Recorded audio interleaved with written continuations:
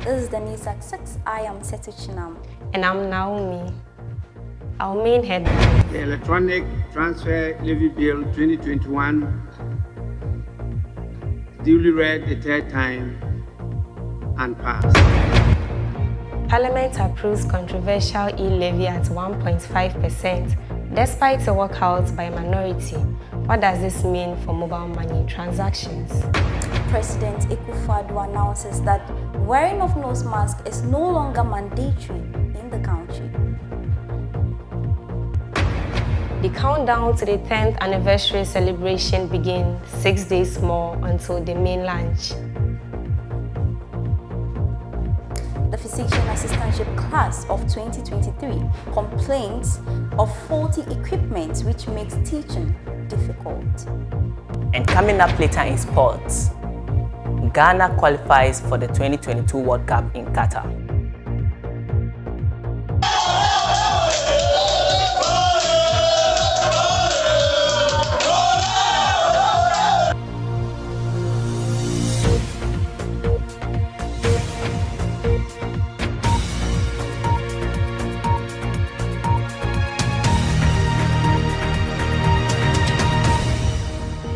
Hello and welcome to the news at 6.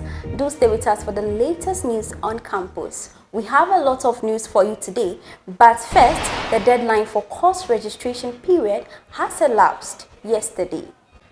This means that students who haven't paid their fees in full would have to defer their courses, according to a letter from the Director of Academic Affairs. Now, to our main news for today, the Parliament of Ghana has finally approved of the controversial electronic levy. This was passed on Tuesday, March 29, 2022, after it was put to a voice vote by the Speaker of Parliament, Alban Bagbin. The minority of Parliament walked out of the proceedings before the voice vote. According to the minority, they don't want to be associated with the levy. I'm being joined here by Zenas to discuss further about the e-levy. So, about the e-levy, do you think it's a good idea or it's a preposterous idea? Well, it depends. So if you notice, most Ghanaians are saying that e-levy is actually a good thing. It's done in most countries. But then the main issue here is, will the government use the money for what it's supposed to be used for? Now, e-levy will generate about $6 billion revenue for the country at the end of every year. So Ghanaians are asking, is the government going to use this money for what intention? Now, if you notice, the e-levy excludes certain things. For instance, ATM transactions, government tax, VAT-paying companies. So let's say you want to buy something for a company that pays VAT to the government, there will be no charges. And then mobile money transactions between the same account. So from your bank account to your mobile money account, there will be no charges. And then less than 100 Ghana cedis a day. But then things are included in this transaction more than 100 cedis. So if you send someone 500 cedis, there will be e-levy charge before there will be the telecos charge. So MTN, you send 500 cedis to someone. MTN will charge you per day before the e-levy at bank transactions. From one bank, let's say from GCB to Zenith Bank, there'll be transactions. And so that is what's causing many Ghanaians to do what we call panic withdrawal. So if you noticed yesterday, after it was approved, many people were withdrawing their money. So the point is that it's really a controversial issue, as you say. Many people don't want to speak about it, but then we look forward to what it will bring. So for most people who pay their fees via mobile money, it is highly recommended that you go to the bank to do that. You go to the bank and then make the payment rather than transferring it via mobile money. So Zin, according to what you're saying, it means that students will be paying their school fees through mobile money. It's going to be a big issue. Yeah, it's going to be a big issue because if you are in school and they send you your fee, say 3,000 via mobile money, MTN will take their charge on it. Then the e-levy will also take again. That is one.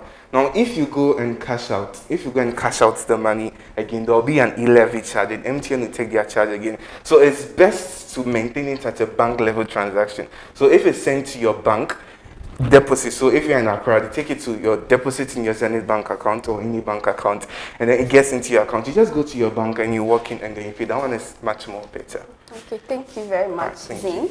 The President of the Republic of Ghana, Nana Addo has announced that the wearing of nose masks is no longer mandatory in public places. In an address in the nation last Sunday, he said that Ghanaians should still ensure good hygiene. However, the North Campus of University Trafalgar is situated in the whole teaching hospital. Let's now speak to our correspondent, Fidelia, to tell us more on this. As announced by the President concerning the wearing of nose masks not being compulsory, what do you think about it? Well, I think he said that because the cases of COVID-19 have drastically reduced and that the rate of transmission has also decreased. That's why he removed the compulsory wearing of nose masks from there. Okay. Fidelia, why do students still wear masks on campus? Well, as it is, our school is situated in the hospital, the Trafalgar Hospital, which makes it very dangerous for the students because the disease is not completely eradicated from the system. So, wearing those masks will put you at high risk of transmitting because patients coming to the hospital may not be really well. Oh, okay. So, Fidelia, have you heard anything from the management concerning the wearing of the nose masks? Well, the management is yet to tell us something about the nose masks, to tell us whether to wear it or not. Okay. Thank you very much, Fidelia, for joining me here in the studio. The days are drawing nearer for the first phase of the 10th anniversary celebrations of the University of Health and Allied Sciences. The events are set to take place over the year with so many activities. It's just 6 days to main launch of anniversary, Prince Emmanuel reports. The 10th anniversary celebration of the University of Health and Allied Sciences, UHAS, is here, with a lot of activities lined up since the anniversary was launched last year, December 22nd, 2021. A press release issued by the Public Affairs Relations Head, Madam Maria Gira, on March 17, 2022, brought a revised schedule for activities starting from April 7, 2022 to July 24, 2022. It's getting closer to the anniversary week, with just 4 days to the first event, which is a float through the principal streets of Ho, followed by commissioning of the Kofi Anidoho Auditorium during the day. Other activities such as health screening, blood donation, UHAS Maiden International Day, inter-union games, choral musical concerts by the University Choir, 10th anniversary Deba, awards and dinner nights are all slotted for various dates, with the final activity being the Thanksgiving service on 24th July 2022.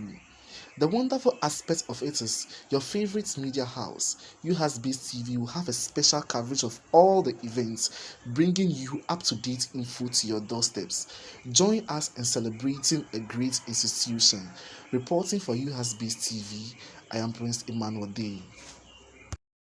Meanwhile, the physician assistant class of 2023 have complained severally about the faulty equipment in the classroom this semester. According to them, this makes learning very difficult for them during school hours. Fidelia reports. PA23 complains of faulty equipment. Upon several interactions with some students of the PA23 class, it was revealed that the projector and AC in their classroom are in no good condition. They emphasize that they are unable to view text and images clearly whenever they are projected, which makes teaching and learning very difficult for them. In addition, the ACs are also not functioning, resulting in so much heat in the classroom, hence compelling students to resort to fanning themselves while lectures are ongoing. This, they explain that it consequently diverts their attention from what is being taught and in the end affecting their results. Reporting from UHAS-based TV, I'm Fidelia. It's now time for sports with JJ.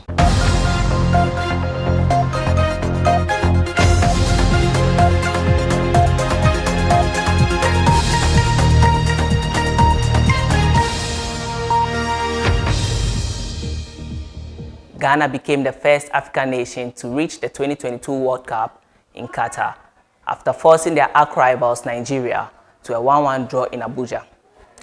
They qualified on away goals rule. However, there were ugly scenes at full time as angry Super Eagles fans peppered Ghana's players and staff with water bottles thrown from the stands as they left the pitch. Arsenal midfielder Thomas Partey gave the Black Stars a shock lead against the run of play in the 10th minute before Watford defender William Trost-Ekong levelled from the penalty spot 12 minutes later. After Ademola Lookman was fouled, Ghana coach Otu Addo's game management was spot on as his team kept a defensive shape to earn a 4th appearance at the Global Showcase. That's all we have for sports. Catch you same time next week. Coming up next is the entertainment news, and doing that will be Jace. Jace, what's up with the entertainment news? Why is Black SHERIF trending on Twitter? Okay, there is a whole lot going on, and Black SHERIF is trending because people are thinking that he's the one going to take place of Sarkodie in no time because of his exquisite performance he did, that glimpse one. No.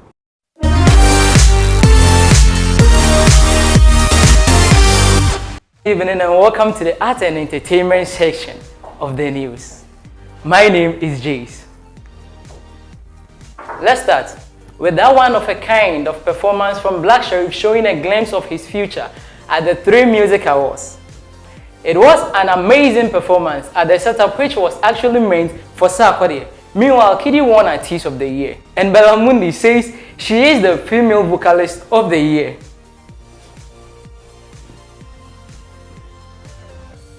Heading straight to the next story, the face of the School of Public Health cooks off next Saturday at the Frank Auditorium at Hohoi campus.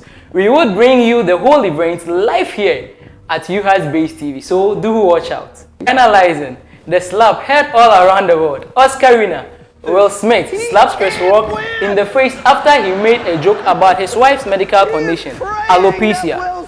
Well, Will Smith later apologized and gave an emotional speech saying, "When it gets to my family and I am very protective. Kindly leave your comment at the comment section if you do support what Will Smith did or not. Let me take it back to the studios before an abomasum reach me here." That's all for now. Back to you in the studio. Thank you, Jace. A head-on collision between the salon car and a commercial tricycle, popularly known as Mahama Kambu, in Ho has left at least 3 persons severely injured. The accident, which occurred at the first gate of the Volta Barracks Monday morning, saw the saloon car crash into the front part of the tricycle, leaving it in the mangled state, Perpetual reports. On Monday morning, 28th of March 2022, a saloon car and a commercial tricycle, popularly known as Keke in the Volta region, especially Ho, had a mishap at the first gate of the Volta Barracks. At the locale, the saloon car crashed into the front part of the tricycle, leaving it in a mangled state. However, information gathered by UHAS Base TV indicated that the tricycle was heading towards Barras New Town, but made a brief stop at Barras first gate to alight a passenger when the saloon car, which was joining the road from an adjacent direction, crashed into it. According to the residents in that vicinity, they say they are grateful to God that no school child was caught up in this mishap, as the road is a frequent passage for children attending the garrison school in the barracks. I'm Aban Johnson Perpetual reporting for UHAS Base TV. This is all for today's edition of the News at 6. Follow us on Facebook for the news updates. Follow us on Twitter for breaking news alerts. Subscribe to UHAS Base TV News on YouTube. Thank you for watching. Do enjoy the weekend.